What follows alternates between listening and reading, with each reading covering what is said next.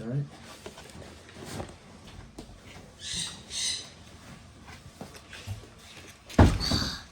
You all right, Atticus? Yeah. I just need to take a dump, that's all. Go take a dump, and you have to brush teeth. Remember? Mm-hmm. So don't do that. Go brush, and don't tear any more pages. I found page 524 torn up on here. Okay? Mm-hmm. Did you hear what I said? Yeah. Don't do that again. All right, go. Take a dump first. You're lucky I'm understanding. Say thank you. Thank you. Welcome. I'll brush teeth first. What? I'll brush teeth. And then you can get your recording too. I'll brush teeth first. Good. Go. Abby doesn't want me to go in the bathroom. I don't care. You can go. All right? You need to brush your teeth, okay? You don't want to have bad rotten teeth like me. Did you set the recording? Yeah. Okay, good.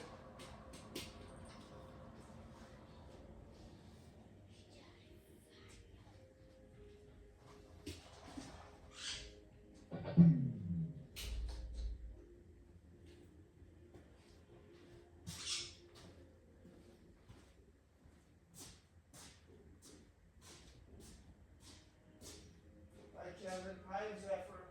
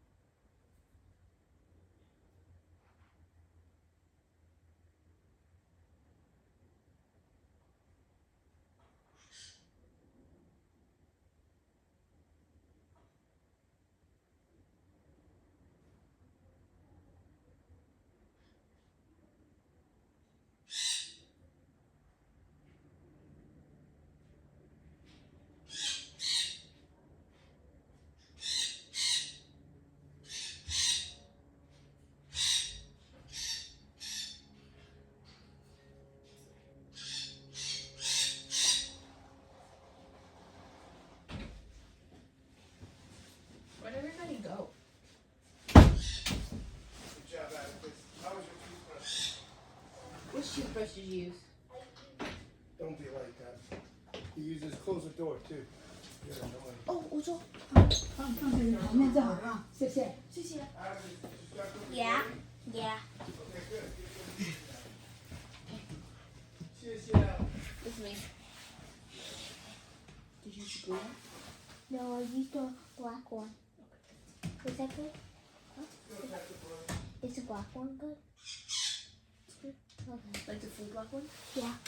The Marty one? Yeah. You should use your toothpaste.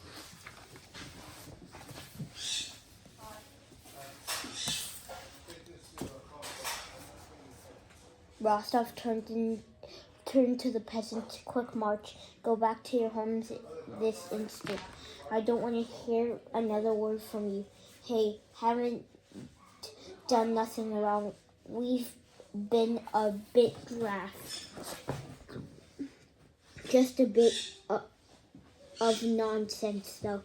Told you things that was getting out of hand. Came variously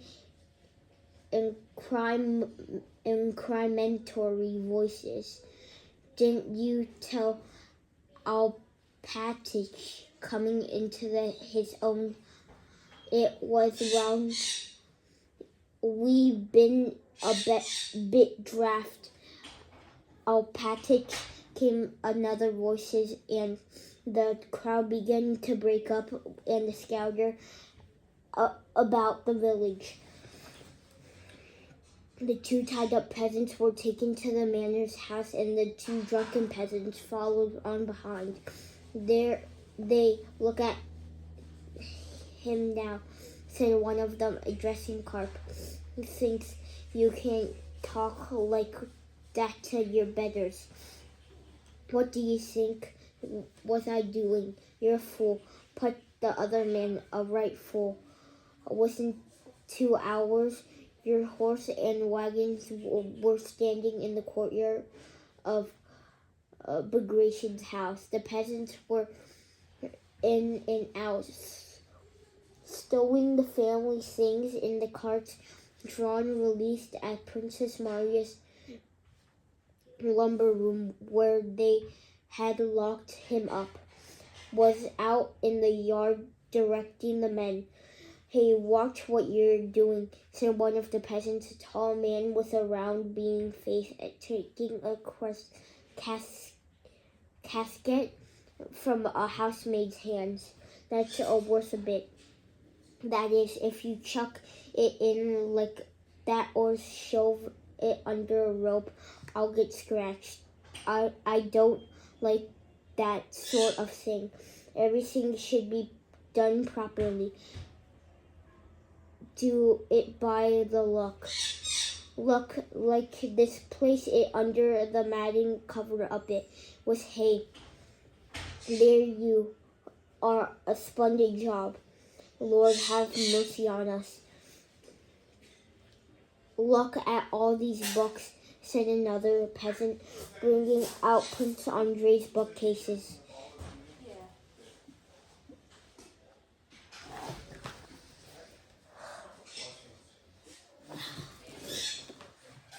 Rostov had no desire to force him on the princess, so he didn't go back to see her, preferring to stay down in the village and wait for her to drive out. Eventually, Princess Maria's carriages drove away from the house, whereupon Rostov got in on his horse and rode alongside as far as the road occupied by the troops, 7 or 8 miles from Bagration's house. At what was it called? Alpatich, he parted from her with a show of curiosity, and he allowed himself to kiss her hand for the first time. Please don't mention it, he said, coloring up in response. Princess Maria's protestation of gratitude for her, which is what she called it. Any old policeman would have done the same thing. If all we had to do was wear a war against the peasants, we wouldn't have let the enemy come as far as he has, he said, embarrassed to eager to change the subject. I'm only too happy to have the opportunity of making your acquaintance. Goodbye, Princess. I wish you good luck. You have my sympathy, and I hope we shall meet again under happier circumstances. Please spare my blushes, not a word of thanks. But if the princess had now stopped thanking him in her words, she went on thanking him with the look on her face.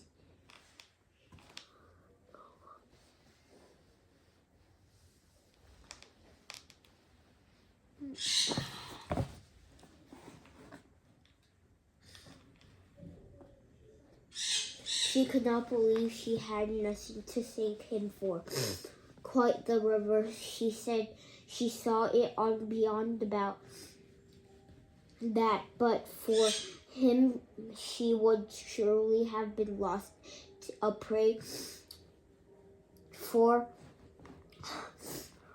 rebellious peasants in French, and that in saving her he had exposed himself to the French, and that in saving her he exposed him to the obvious and terrible danger. Even more certain was the fact that he was a man of noble and lofty soul,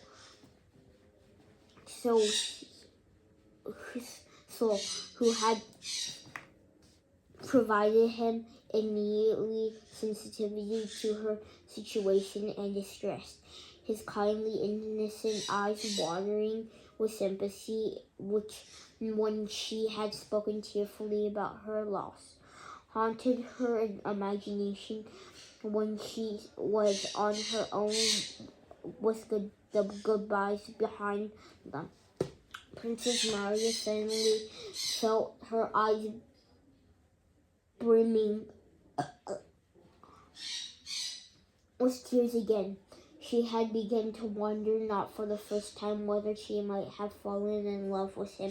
On the way to Moscow, even through the Princess Maria's situation could hardly be described as a happy one.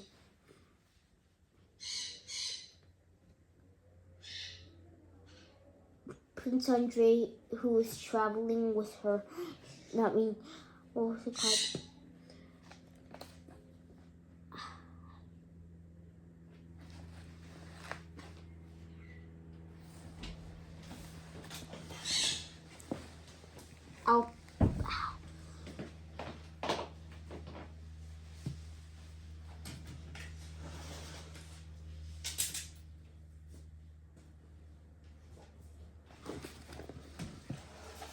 Princess Maria suddenly felt her eyes on the way to Moscow, even through Princess situation hardly could described as a happy.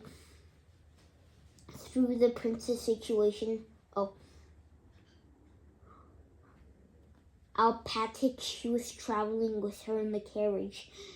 She knows several times that her mistress' face has bent. She bent forward to look through the window, wore a secret smile of pleasant wistfulness. Oh dear, what have I fallen in love with him? Princess Maria was thinking. It was an awkward for her to admit it, even secretly to herself, that she had fallen in love with a man who has possibly never loved her in return. But she consoled herself with the thought that no one returned no one ever know, and she would bear no blame for this love. As long as it remained unspoken, even if it was her first last love, and it went on for a lifetime.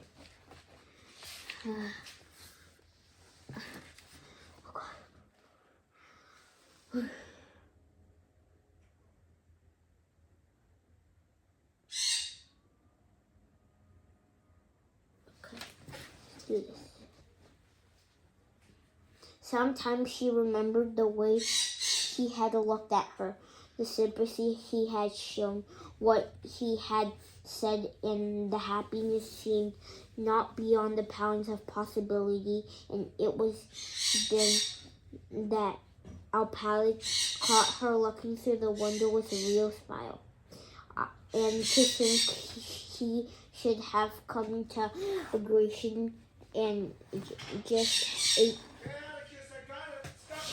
Okay. Okay. Love you.